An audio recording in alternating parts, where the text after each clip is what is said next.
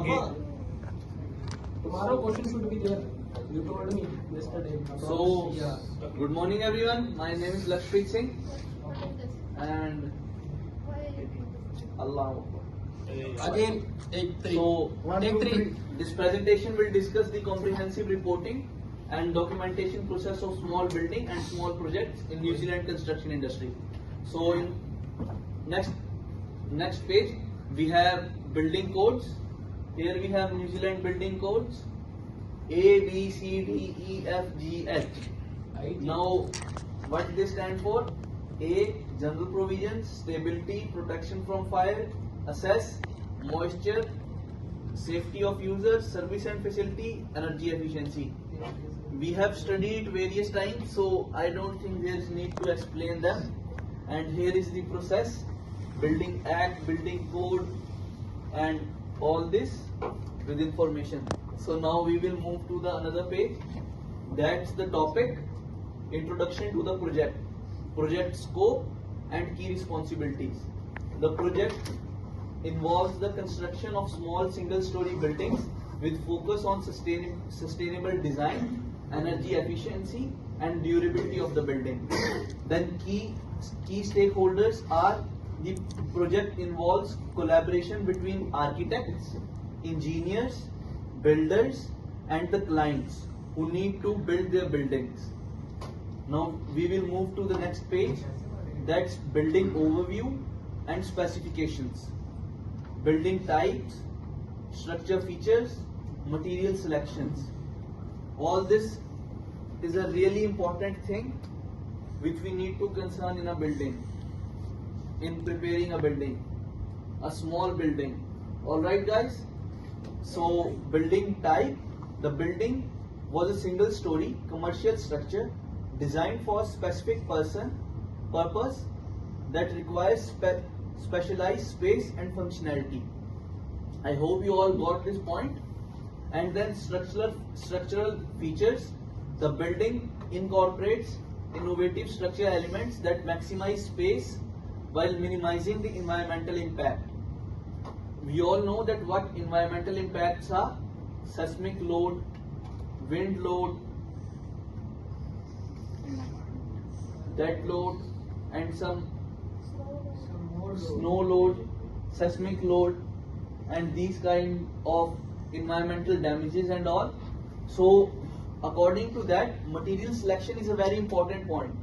So the construction materials were carefully chosen to meet the project sustainability goal and promote longevity. So the material should be chosen of that kind through which the building should stay for a long time, and that building should be durable and sustainable too. So now we will move ahead.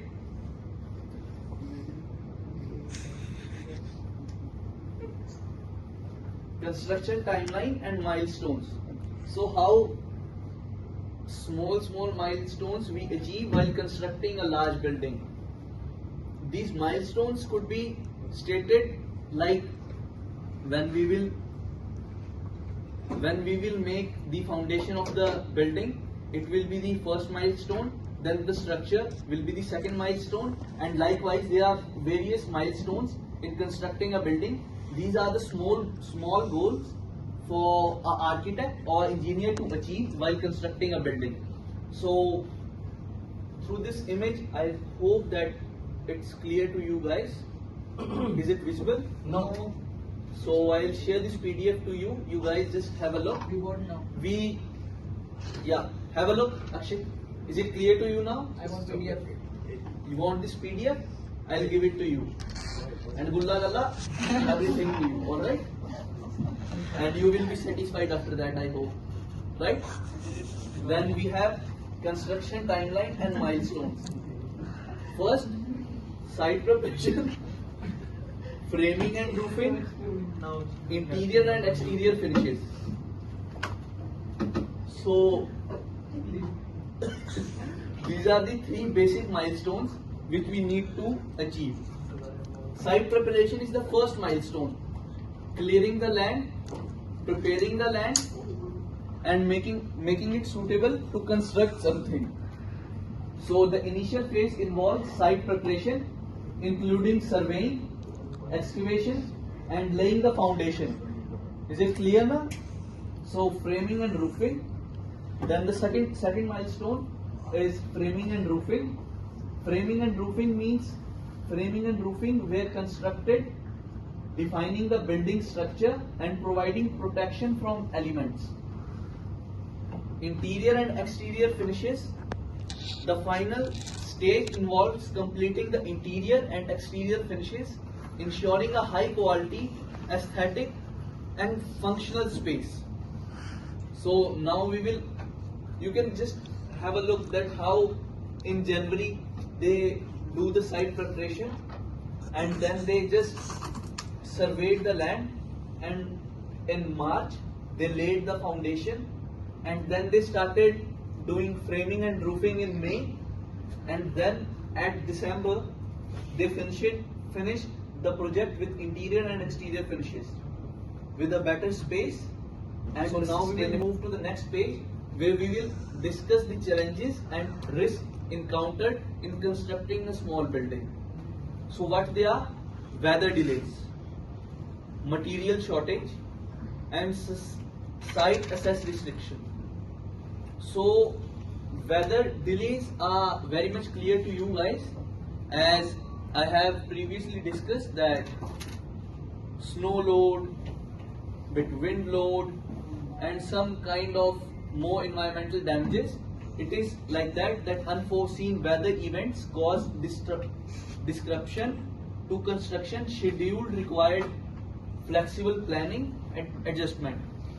Now moving to material shortage. Global supply chain issues result in material shortage, require proactive sourcing and alternate options. So sometimes it happens like when we are constructing a building, some materials are a bit less according to the source. So there is a shortage of that particular material. So because of that, the project gets bit delayed. And the other challenge which we observe while constructing a building is site access restriction. Limited site access possessed logistic challenges, requiring careful coordination and planning to ensure smooth operation. So now we have quality assurance and compliance. It is done by the council. In New Zealand, it is basically done by the New Zealand Council. So what they are? Regular inspection, quality control measures, and detailed documentation. Regular inspection were conducted throughout the construction process to ensure compliance with building codes and regulations. Then quality control measures. Strengthened quality control measures were implemented to ensure that all materials and workmanship met the highest standards. Then detailed documentation. Comprehensive documentation has maintained for all aspects of project, including inspection, testing and approvals by the council. Just make it in your mind. And then sustainable and energy efficiency measures, renewable energy, using renewable energy, energy efficient material and water conservation.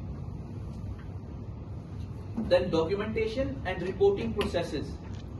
We have progress report, site diaries and final project reports.